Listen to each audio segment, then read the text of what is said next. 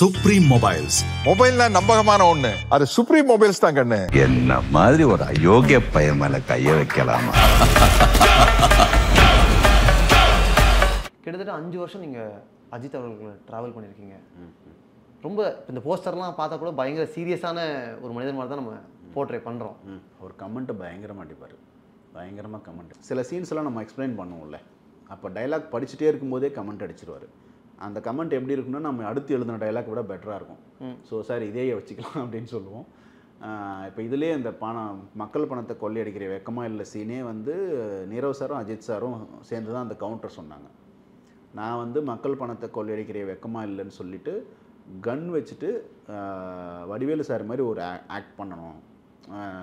இப்போ அதில் என்ன எழுதியிருந்தோன்னா, பேசாமல் இருக்கே இல்லை வாய்க்குள்ளே கத்தியை விட்டு சுத்தவான்ற மாதிரி ஒரு பண்ணணும் சார் அப்படின்னு சொல்லும்போது வந்து நான் அந்த சீனை நீரவ் சாருக்கும் அஜித் சாருக்கும் சொல்லும்போது இமீடியட்டாக அவங்க 2 பேரும் இல்லை அப்படின்னாங்க. ஸோ இது நல்லா இருக்கே அப்படின்னு சொல்லிட்டு அப்படியே அதை ரீரைட் பண்ணி அப்படி ஷூட் பண்ணது தான். ஸோ அந்த மாதிரி பயங்கரமாக ஜாலியாக கமெண்ட் அடிக்கிற ஒரு ஆள் அவர். ஒன் ஃபேவரட் அஜித் ஃபில்ம்னா என்ன? 90s எனக்கு ரொம்ப ஃபேவரட்டாக இருந்த படம் வந்து Amarkalam. One favourite Vijay film? நான் இன்ஸ்டியூட் படிக்கும்போது வந்து காதலுக்கு மரியாதை வந்துச்சு. அப்போ வந்து என்னென்னா, அந்த ஃபஸ்ட்டு டே ஷோ பார்க்குறதுக்காக ஒரு 10 பேர் கிளம்பி போயிட்டு வந்துட்டு திரும்ப வந்துட்டு என்னடா கதைன்னு கேட்போம்ல, நம்ம அந்த சுவாரஸ்யம் கேட்போம்ல. அப்போ நாங்கள் யாருமே சொல்ல மாட்டோம், போய் படத்தை பாருங்கள் அப்படின்னு சொன்னாங்க. என்னடா இவ்வளோ பண்ணுறீங்க, பில்டப் போட்டுக்கிறீங்கன்னு சொல்லிட்டு போய் தான் காதலுக்கு மரியாதை பார்த்தோம். அப்போ என்னுடைய ஆனால் எனக்கு அப்போது அதை விட லவ் டுடே ரொம்ப பிடிச்சிருந்தது அந்த time. So first Vijay sir அவர் வந்து பிடிக்க ஆரம்பித்தது வந்து அந்த 3 படங்கள் இருக்குல்ல, அந்த காதலுக்கு மரியாதை, லவ் டுடே, பூவே உனக்காக. இந்த 3 படம் தான் அவர் வந்து காமன் ஆடியன்ஸ்குள்ளே வந்தார். ஸோ அந்த டைமில் எனக்கு வந்து அந்த 3 படங்களும் ரொம்ப பிடிக்கும். இப்போ ஹோல்சமாக ஒரு படம் தான் சொல்லணும்னா துப்பாக்கி எனக்கு. வலிமை படத்தினுடைய மேக்கிங் ரிலீஸ் பண்ணிங்க நீங்கள். அது வந்து வீலிங் ஸ்டண்ட் பண்ணும்போது கீழே விழுந்துருவாங்க. ஆமாம் ஆமாம். அதை பார்க்கும்போது எங்களுக்கே பயங்கர இம்பேக்ட்ஃபுல்லாக இருந்துச்சு. நீங்கள் மானிட்டரில் இருந்திருப்பீங்க. What was your very first thought, very first reaction? இதில் மானிட்டரில் இருக்க முடியாது ஆக்சுவலாக. இது நடக்கும்போது நம்ம கண்டிப்பாக தூரமாக தான் இருக்கணும். ஏன்னா ஓட்டும்போது ஒரு கிலோமீட்டர் இருக்கும், சிக்னல் மானிட்டரில் வரும் வராது. ஸோ அதனால் அதை டைரெக்டாக பார்க்க முடியாது. பட் ஆனால் அந்த இதில் வந்து நிறைய ஆக்சிடெண்ட் நடந்தது. ஒரு ஃபைட்டுக்கு தொடை எலும்பு உடஞ்சிருச்சு, ஒரு ஸ்மோக் போடுறதுக்காக பஸ் உள்ள இருந்த பையனுக்கு கை உடஞ்சிருச்சு, சாருக்கு 2-3 வாட்டி அடிபட்டுச்சு. இப்போ நிறைய அது பைக் ரிலேட்டட்னாலே நடந்துடும். நான் சொல்கிறது, இந்த ஆக்சிடெண்ட்ஸ் பெரும்பாலும் ஷாட் எடுக்கும்போதே நடக்கலை. ஷாட் ஒரு ஃபைட்டர்லாம் வந்து ஷாட் எடுத்து முடிச்சுட்டு மறுபடியும் பேஸுக்கு திரும்பும்போது அடிபட்டுது. ஸோ ஒருத்தருக்கு வந்து சும்மா வந்து பிரேக் அடித்து நில்லுங்கன்னும் போது பிரேக் அடிக்கும்போது வண்டி இதுவாகி விழுந்து ஆக்சிடெண்ட் ஆச்சு. ஸோ இது நடந்துடும். இந்த மாதிரி கைண்ட் ஆஃப் விஷயங்கள் எடுக்கும்போது நீங்கள் எவ்வளோ சேஃப்டி பண்ணாலும் நடந்துடும் ஆக்சிடென்ட். பர்சனல் கான்வர்சேஷன்லாம் நிறையா இருந்திருக்கும் அஜித் அவர்கள் கூட. Most personal conversation or most enlightening conversation? அவர் எப்போ பேசும்போதும் பேசிக்காக வேல்யூஸை வந்து சொல்லிகிட்டே இருப்பார் எல்லாருக்கும். ஒரு ஹையரார்க்கி மெயின்டைன் பண்ணணுன்னு நினைப்பார், ப்ராப்பராக ட்ரெஸ் பண்ணணுன்னு நினைப்பார், அதை இன்சிஸ்ட் பண்ணுவார் மற்றவங்களுக்கு. அவர் வேல்யூஸ் பற்றி பேசிகிட்டே இருப்பார். அதுதான் அவருடைய அதிகபட்சம். சதுரங்க வேட்டை பொறுத்த வரைக்கும் உங்களுக்கு பிகஸ்ட் லேர்னிங் தான் என்ன? அதில் ஆக்சுவலாக வந்து நாம் கற்றுக்கிறதுக்கு அப்படின்னா, அதை ரிலீஸ் பண்ணோம் அந்த டைமில் அது வந்து ஹிட்டுன்னு சொல்லப்பட்டாலும் அது அவ்வளோ டீப் ரீச்சுக்குள்ளே போகல. அது ஒரு லேயர் ஆடியன்ஸ்குள்ளேயே நின்றுச்சு. அது எப்போ பெரிய க்ரோவாக ஆரம்பிச்சதுன்னா, அது அஜித் சார்னு ஒருத்தரோட நான் படம் பண்ணுறேன்ன பிறகு தான் அந்த படம் க்ரோவாக ஆரம்பிச்சது. ஸோ தீரனுக்கு அப்புறம் தான் மறுபடியும் போய் பார்த்துருக்காங்கன்றீங்க. இப்போ சதுரங்க வேட்டையில் வந்து ஒரு 20-35 டைலாக்ஸ் இருக்குன்னா அதில் 1-2 தான் ரீச் ஆகிருக்கு. இன்னும் கூட அதில் கவனிக்கப்படாத டைலாக்ஸ் நிறைய இருக்குது. ஸோ அது என்ன ஆகுதுன்னா, ஒரு ஸ்டார் உள்ளே வரும்போது தான் நீங்கள் வந்து நிறைய விஷயங்கள் வந்து ஜனங்களை போய் சேருது, விமர்சிக்கப்படுது, யோசிக்க வைக்கிற விஷயமா மாறுது. ஸோ நீங்கள் சதுரங்க வேட்டை மாதிரி ஒரு படத்தில் 100 விஷயம் பண்ணால் கிடைக்கிற ரீச் வந்து உங்களுக்கு அஜித் சாரோட பண்ணும்போது ஒரு விஷயம் பண்ணாலே கிடைச்சிடும். தீரனில் எங்களுக்கு லேர்னிங் என்னென்னா, நீங்கள் ஏதாவது ஒன்று சின்சியராக பண்ண ஆசைப்பட்றீங்கன்னா மார்க்கெட் பற்றி யோசிக்காமல் பண்ணுங்கள். இப்போது ப்ரொடியூசருக்கும் எனக்கும் எல்லாருக்குமே வந்து ரொம்ப இதுவாக இருக்குது, ராவாக இருக்குது இந்த படம். இதை ஒரு வில்லேஜ் ஆடியன்ஸோ ஒரு பிஎன்சி ஆடியன்ஸ்க்கோ அவங்களுக்கு கனெக்ட் பண்ணிக்கிறதுக்கு த்ரெட்டே இல்லை. ஸோ அப்போது ஏதோ ஒரு லைட்டர் போர்ஷன் வேணும் அப்படின்னு சொல்லி நாங்கள் ஒரு லவ் சீன்ஸ் சேர்த்தோம் இல்லையா. அது சிட்டி சைடில் பெரும்பாலான ஆட்களுக்கு பிடிக்கல. ஆனால் ஆப்போசிட்டாக பிஎன்சியில் வந்து அது இன்னும் நல்லா இருக்குன்னு சொல்கிற ஆடியன்ஸ் இருக்காங்க. ஒரு போன வாரம் ஒரு ப்ரொடியூசர் பார்க்கும்போது கூட அந்த மாதிரி ஒன்று பண்ணுங்கன்னு சொல்கிற ப்ரொடியூசர் இருக்கார். ஸோ அப்படி இருக்கும்போது அந்த அன்பேலன்ஸ் இருக்குல்ல, பண்ணால் உங்களுக்கு தைரியமாக ஒரே மாதிரி ஒரே ஜானரில் படம் பண்ணிடணும். அந்த மாதிரி லவ் சீன்ஸ் அந்த மாதிரி சேர்த்து அந்த படத்தை வந்து மிக்சடான படமாக மாற்றாமல் நீங்கள் ஒரு கிளியராக ஒன்று பண்ணணும்னு நினைக்கிறீங்கன்னா க்ளீனாக பண்ணிவிடுங்க. அதோட பிஸ்னஸ் பற்றி கவலைப்படாமல், பிஸ்னஸ் அது அப்புறம் பார்த்துக்கோன்றது அதோட நேர்கொண்ட பார்வை.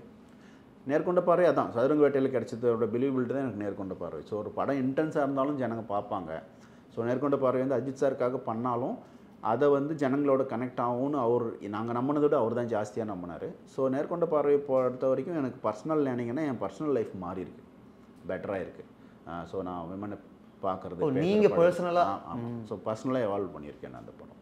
ஓகே. சினிமாவாக நான் வந்து அதில் கற்றுக்கிறதுக்கு கம்மியான சான்சஸ் இருந்தாலும் பர்சனல் லைஃபாக ரொம்ப எவால்வ் ஆகியிருக்கேன் நான் வந்து பிங்க்கும் தியேட்டரில் பார்த்தேன். நம்ம ஊரில் நேர்கொண்ட பார்வை வரும்போது தியேட்டரில் பார்த்தேன். ஃபர்ஸ்ட் ஆஃப் ஆல் எனக்கு பயங்கர ஹாப்பியாக இருந்துச்சு நம்ம ஊரில் அதை பண்ணுறாங்கன்னும் போது. பட் பிங்க் விட்டுட்டு போன இம்பேக்டை விட அதை கம்பேர் பண்ணும்போது நேர்கொண்ட பார்வை அவ்வளவு இம்பேக்ட் பண்ணலை. அது என்ன காரணம் நீங்கள் நினைக்கிறீங்க? அது அஜித் சார் மாதிரி அமிதாப் சார் வந்து தன்னோட ரிட்டையர்மெண்ட் லைஃப்க்கு அப்புறம் பண்ண ஒரு படம் அது. ஸோ அவர் அந்த மாதிரி பண்ணுறத வந்து ஓப்பன் மைண்டோட ஆடியன்ஸ் பார்த்தாங்க, ஏற்றுக்கிறாங்க. அஜித் சார் பண்ணதை வந்து எல்லாரும் ஓப்பன் மைண்டடாக பார்க்கல. ஒரு செக்ஷன் 50% ஆஃப் ஆடியன்ஸ் வந்து அஜித் சார் இந்த மாதிரி ஒரு படம் பண்ணார், கிரேட் திங்குன்னு இது பண்ணாங்க. ஒரு பாட்டுக்கு ஏன் சார் இப்படி பண்ணார், ஏன் ஸ்லோவாக பண்ணார் அப்படின்ற இது வந்து கொஞ்சம் ஒரு செட் ஆஃப் ஃபேன்ஸ்க்கு இருக்குது. ஆனால் அது அஜித் சார் பண்ணதில் பெஸ்ட் மூவ் அண்ட் பெஸ்ட் படம்னா அதுதான் நேர்கொண்ட பார்வை தான். எவ்வளோ படம் நடித்தாலும் அது சாரே சொல்லியிருக்காரு. நான் அதுக்கும் அதே மாதிரி தான் எனக்கும். அந்த படம் வந்து பிஸ்னஸாக நாங்கள்லாம் சொன்னோம், அந்த படம் வந்து ரொம்ப கம்மியாக பண்ணணும்னு சொன்னோம் அஜித் சார்கிட்ட. ஆனால் அவர் சொன்னார் இது பெட்டராக பண்ணணுன்ட்டு. அவர் சொன்ன மாதிரி ரொம்ப நல்லா பண்ணிச்சு. அந்த டைமில் எங்கள் தேட்டர் ஓனர்ஸ், டிஸ்ட்ரிபியூட்டர்ஸ் எல்லாருமே அதை பற்றி ஆச்சரியப்பட்டாங்க. As a film maker regrets ஏதாவது உண்டாங்க? ரெக்ரெட்ஸு எப்போவுமே ரெக்ரெட்ஸ் என்னவாக இருக்குன்னா, இப்போ நான் படம் எடுக்கிறதுக்கான ஐடியாவாக என்ன யோசிக்கிறேன்னா, நான் ஒரு படம் எடுக்கிறேன், அதுலேருந்து ஏதாவது ஒன்று வேணும் எடுத்துகிட்டு போகணும் ஜனங்களுக்கு. அவங்க லைஃப்பை வந்து ஒரு நூலில் அதை மூவ் பண்ணணும், அவங்களுடைய அவேர்னஸ் லெவலில் வந்து ஒரு புள்ளி முன்னாடி வைக்கணும்னு நினைப்பேன். அது நடக்கலைன்னு யாராவது சொன்னாங்கன்னா கண்டிப்பாக அவங்க டைமை வேஸ்ட் பண்ணிட்டோன்ற வருத்தம் இருக்கும். ஏன்னா ஜனங்களுக்கு பணம்ன்றது ஈஸியாக வர்றதில்லை. ஒருத்தன் வந்து ஒரு ஆட்டோ டிரைவர் அஜித் சார் படம் பார்க்கணுன்னு முடிவு பண்ணால் அவர் அந்த ஒரு நாள் அதுக்கு வேலை செய்யணும்ல. ஒரு 500 ரூபா 1000 ரூபா சம்பாதிக்கிறது ஒரு நாள் வேலை. ஸோ அந்த மாதிரி பணம் சம்பாதிக்கிறதுக்கு ஒவ்வொருத்தரும் ஒரு விதமான தொழில் பண்ணுறாங்க. அவங்களுக்கு அந்த பணம் வந்து ஈஸியாக வந்துடுறதில்ல. ஸோ அதை தாண்டி அவங்க ஸ்பெண்ட் பண்ணுற டைம், ஃபேன்ஸ் எல்லாம் ஏராளமான டைம் ஸ்பெண்ட் பண்ணுறாங்க. நார்மல் ஆடியன்ஸ் அட்லீஸ்ட் ஒரு 3-4 ஹவர்ஸ் ஸ்பெண்ட் பண்ணுறாங்க. ஸோ அந்த டைமை வேல்யூ பண்ணலையோ அப்படின்ற கில்ட் வந்து அந்த ரிக்ரெட்ஸ் வந்துடும் சம்டைம்ஸ். ஸோ அது பிடிச்சிருக்கு, செம்மையாக இருக்குன்னு சொல்லும்போது ஹாப்பியாக இருக்கிற மாதிரியே இல்லை, எனக்கு அது நான் அதுலேருந்து கற்றுக்கல, நான் அதுலேருந்து எனக்கு புரியல, பிடிக்கல, அந்த மாதிரி சொல்லும்போது கண்டிப்பாக அந்த ரெக்ரெட் இருக்கும். யூடியூப் பயங்கரமாக ஃபாலோ பண்ணுவீங்களாமே? ஜென்ரலி ஸ்மார்ட் ஃபோனில் நான் அட்லீஸ்ட் ஒரு 45 மினிட்ஸ் 1 hour வந்து நான் ஸ்பெண்ட் பண்ணுவேன். எல்லாத்தையும் அப்டேட், இப்போ என்னென்ன யார் யார் அப்டேட்டில் இருக்காங்கன்னு பார்க்க. நான் என்ன நினச்சேன்னா, இன்ஸ்டாகிராம் ட்விட்டர்லாம் அவ்வளோ ஆக்டிவ் இல்லாததுனால கொஞ்சம் அவேவாக இருப்பீங்கன்னு நினச்சேன். ஆனால் யூடியூப்பில் சின்ன சின்ன ஃபேஸஸ் கூட உங்கள் மனசில் பயங்கரமாக நிற்கும்னு கேள்விப்பட்டேன். இல்லை, நம்ம இந்த ஆர்டிஸ்ட் செலெக்ஷன் பண்ணுறோம்ல, அப்போ சம்டைம்ஸ் நம்ம நார்மல் லைஃப்லேருந்து ஆளுங்களை எடுக்கிறதுனால, ஸோ அப்படி அதை பார்க்கும்போது அதுலேருந்து இது கரெக்டாக இவங்க இருப்பாங்க அப்படின்னு தோன்ற ஆட்களை செலக்ட் பண்ணுறோம். டேலண்ட் எக்ஸ்பிரஷன் இருக்குல்ல, அது வந்து அவங்க எந்த பிளானும் இல்லாமல் அப்படியே அடிக்கிறாங்க நேச்சுரலாக. ஸோ அது சுவாரஸ்யமாக இருக்குது. நிறைய பேர் நிறைய பார்க்குறேன். எனக்கு வந்து ஹெச் வினோத் அப்படின்னா சதுரங்க வேட்டையில் கேபிட்டலிசம் அண்ட் கம்யூனிசம் பற்றி ஒரு உரையாடல் இருக்கும் டீ கடையில். அந்த உரையாடல் போய்கிட்டே இருக்கும். கடைசியில் நம்மளாம் யாரப்போ அப்படின்னு கேட்பாங்க. அதுக்கு நம்மளுடைய ப்ரொட்டகனிஸ்ட் சொல்லுவார், கேபிட்டலிஸ்ட்டாக ஆகணும்னு நினைக்கிற கம்யூனிஸ்ட் அப்படின்னு. எடுத்த உடனே வா.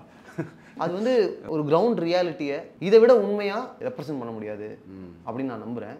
அட்டகாசமான டைலாக் அது. அதை எழுதுன ஹெச் வினோத் கூட தான் நான் இப்போ பேசிகிட்டு இருக்கேன்னு நினைக்கும் போது சந்தோஷமாக இருக்குது. இப்போ நான் இந்த மாதிரி இன்டென்ஸான ஏரியாக்குள்ளெல்லாம் எழுதும்போது இது என்னோடய கம்ப்ளீட் நாலேஜாக இல்லை. நான் சொல்கிறது எனக்கு சம்டைம்ஸ் சில விஷயங்கள் தோணும், பேஸாக தோணும்.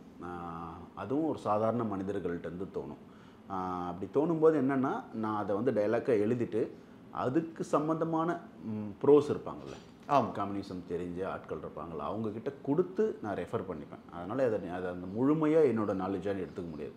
ஸோ இப்போ சில இந்த மாதிரி சென்சிட்டிவ் ஏரியாஸ் எல்லாம் வரும்போது நான் சில ஃப்ரெண்ட்ஸ் கிட்ட வந்து இப்படி ஒன்று எழுதுகிறேன், இது கரெக்டாக, இது வந்து ஏன்னா நம்ம மார்க்ஸ் படிக்கலை, நம்ம வந்து மற்ற எதுவும் படிக்கலை.